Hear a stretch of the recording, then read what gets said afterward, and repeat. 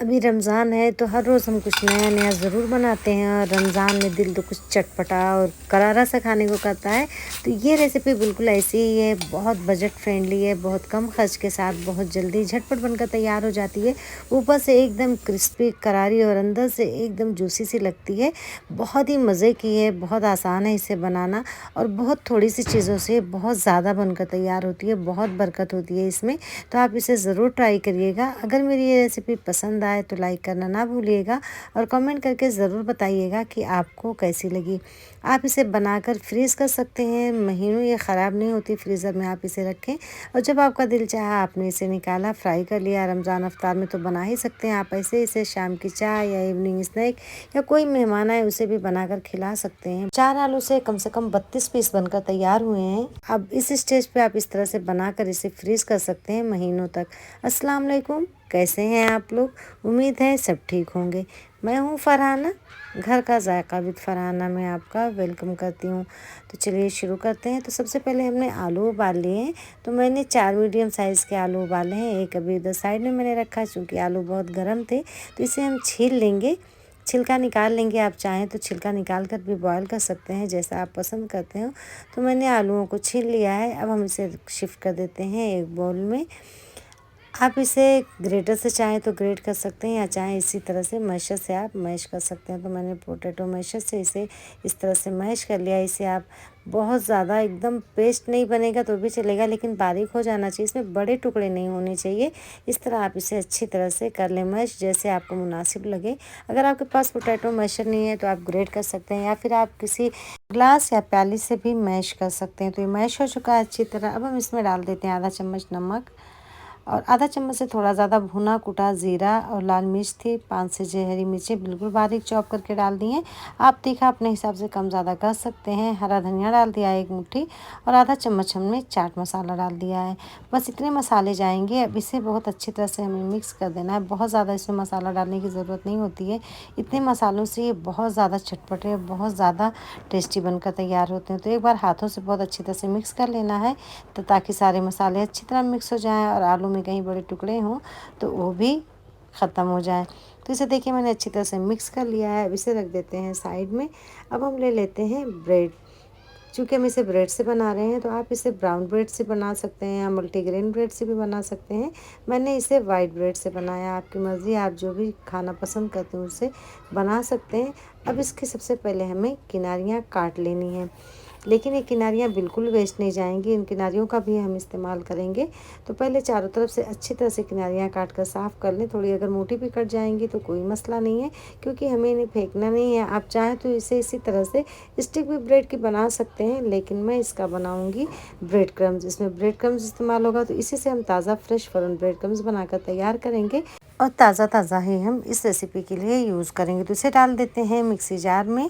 आप अगर चॉपर है तो उसमें भी डाल कर इसे बना सकते हैं। बहुत थोड़ा सा 1 से 2 मिनट के लिए चलाना पड़ता है और ताज़ा ब्रेड क्रम्स आपका बनकर तैयार हो जाता है। आपके पास अगर 1-2 वाइट पूरी ब्रेड हो उसे भी डाल सकते हैं। मैंने सिर्फ किनारी से बनाई और ऊपर की जो 2 हार्ड ब्रेड थी उसे भी मैंने डाल दिया था। तो देखिए एकदम अच्छा सा ब्रेड क्रम्स हमारा बनकर तैयार है।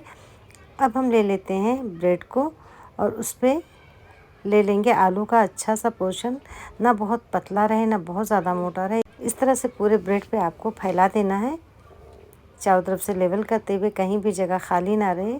देखिए बिल्कुल इस तरह से। तो इसे हमने फैला दिया। अब आप चाहें तो इस पर चीज़ भी डालना चाहें तो डाल सकते हैं या चाहें तो इसे ऐसे ही बना सकते हैं। अब इसके ऊपर दूसरी स्लाइस रख देंगे और चारों तरफ से हम जो हमने आलू अंदर डाला या फिलिंग डाली है उसे लेवल में कर देंगे, कि ताकि किधर से भी ये निकली ना रहे। तो इसे हमने देखिए इस तरह से लेवल में कर लिया। अब आप चाहें तो इसे चौकोर में भी काट सकते हैं या फिर चाहें आप तो इसे रेक्टेंगल शेप में भी काट सकते हैं। मैं एक ब्रेड से 4 टुकड़े बनाऊँगी, यानी कि 2 ब्रेड के 4 पीस होंगे इस तरह से रेक्टेंगल शेप में। तो शेप बिल्कुल आपके ऊपर है, आप जैसा बनाना चाहते हैं उस तरह से बनाकर तैयार कर सकते हैं। अब सारे ब्रेड को हम इसी तरह से फिल करेंगे और सारे ब्रेड को हम इसी तरह से काट कर पहले तैयार कर लेते हैं। तो देखिए सारे ब्रेड हमारे इस तरह से बनकर तैयार हो गए हैं, इतने सारे बने हुए हैं। अब हम कर लेते हैं इसकी घोल की तैयारी यानी कि सेलरी बना लेते हैं। अगर आपके पास मैदा हो तो मैदे से भी बना सकते हैं। मैंने कॉर्नफ्लावर लिया है 5 टीस्पून, 1 चुटकी नमक, 1 चुटकी लाल मिर्च पाउडर डाल देंगे और इसे बहुत अच्छी तरह से मिक्स करके इसका एक घोल बनाएंगे। ना बहुत थिक हो और ना ही बहुत ज़्यादा बिल्कुल पतला रनी भी ना हो, बस थोड़ा सा हो गाढ़ा। मैदा अगर हो तो मैदे का थिक घोल आप बना सकते हैं, लेकिन कॉर्नफ्लावर का बहुत थिक घोल बनाने की ज़रूरत नहीं होती है। इससे बहुत ज़्यादा ही आपकी जो चीज़ें बनती हैं वो क्रिस्पी होती हैं। अब अगर आप चाहें और ज़्यादा आपको क्रिस्पीनेस लानी है तो आप उसमें एक अंडा भी शामिल कर सकते हैं और चाहे तो अंडे को बिल्कुल भी अवॉइड कर सकते हैं। चाहे तो सिर्फ कॉर्नफ्लावर से बना सकते हैं और चाहे तो सिर्फ अंडे से भी बना सकते हैं। मैंने दोनों चीज़ें मिक्स कर ली, अच्छी तरह से फेंट लिया उसे। अब ब्रेड की एक पीस उठाएंगे, इस तरह से डिप करके फ़ौरन निकाल लेना है, ज़्यादा देर तक हमें उसमें नहीं छोड़ना है। और फिर दूसरे हाथ से हमें बहुत अच्छी तरह से ब्रेड क्रम्स लगाकर इसे कोट कर देना है। इस तरह से कॉर्नफ्लावर में हमने अंडे को मिलाया है तो इससे और ज़्यादा ये अल्ट्रा क्रिस्पी बनकर तैयार होगा। बहुत ही ज़्यादा क्रिस्पी ये बनते हैं। अब सारे पे हम इसी तरह से कोट कर लेंगे। फ़ौरन डालकर फ़ौरन निकालें, नहीं तो ब्रेड नरम पड़ने लगेगा। बहुत ज़्यादा उसमें देर तक रखने की ज़रूरत नहीं होती। जब इस तरह की आप कोई कोटिंग करते हैं तो फ़ौरन डिप करके इसे फ़ौरन निकाल लें और दूसरे हाथ से ही कोट करें, वरना पूरा ब्रेड क्रम्स आपका ख़राब हो जाएगा, क्योंकि वो हाथ आपका गीला होगा तो वेस्ट जाएगा। तो देखिए बनकर तैयार है। अब इस स्टेज पे आप इसे ऐसे ही फ्रीज़र में डाल सकते हैं।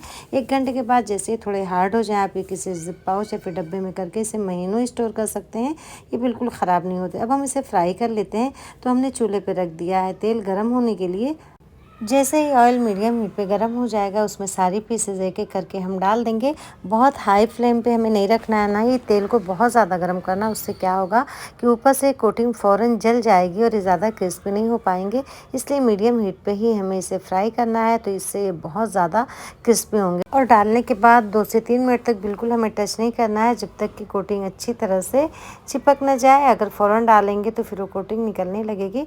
तो देखिए 3 से 4 मिनट हो चुके थे। अब हम सारे को इसी तरह फोक से एक एक करके जो हो गया है उसे हम पलट देंगे, क्योंकि जो पहले डाला है वो जल्दी तैयार हो जाएगा। तो आप उस तरह से इसे चेक कर लें। वैसे इसे फ्राई करने में ज़्यादा टाइम नहीं लगता है, 6 से 7 मिनट में अच्छी तरह फ्राई हो जाते हैं। तो जो पीसेस हो गई हैं उसे हम निकाल लेंगे और इस तरह से आप इसे स्ट्रेनर में ही निकालें, ताकि जो इसका एक्स्ट्रा ऑयल है वो निकल जाए, या फिर टिश्यू पेपर पे निकालें। तो बहुत ही ज़्यादा क्रिस्पी बनकर तैयार हुए हैं। देखिए कितना अच्छा से इसमें कलर भी आ चुका है और ये बहुत ज़्यादा क्रिस्पी बनकर तैयार हुए हैं। देखिए आप सुन सकते हैं कि कितने ज़्यादा ये क्रिस्पी लगते हैं। बहुत ही ज़्यादा खाने में टेस्टी भी लगते हैं। बहुत कम बजट में बहुत आसानी से ये बनकर तैयार हो जाते हैं। बहुत थोड़ी सी चीज़ों के साथ ये बहुत ज़्यादा बनते हैं। तो आप इन्हें इफ्तार पार्टी में भी बना सकते हैं। जो खाएगा उसे बहुत पसंद आएगा। बहुत ही ज़्यादा टेस्टी लगते हैं। तो ट्राई ज़रूर करिएगा। अगर मेरी ये रेसिपी आपको पसंद आए तो लाइक करना ना भूलिएगा। कमेंट करके ज़रूर बताइएगा कि आपको कैसी लगी और मेरे चैनल को सब्सक्राइब कर दीजिएगा और दोस्तों में शेयर भी ज़रूर करिएगा। बेल आइकन को ज़रूर प्रेस कर दीजिएगा, ताकि मेरी हर आने वाली वीडियो का नोटिफिकेशन सबसे पहले आप तक पहुँचे। अब आप इसे अपनी मनपसंद चटनी के साथ खा सकते हैं। टोमेटो केचप के साथ भी ये बहुत टेस्टी लगती है और इमली की चटनी के साथ भी आपकी मर्ज़ी है। हरी चटनी के साथ भी आप इसे खा सकते हैं। तो मिलते हैं एक ऐसी ही अच्छी सी और नई सी रेसिपी के साथ। दुआओं में याद रखिएगा। तब तक के लिए मुझे दीजिए इजाज़त। अल्लाह हाफिज़।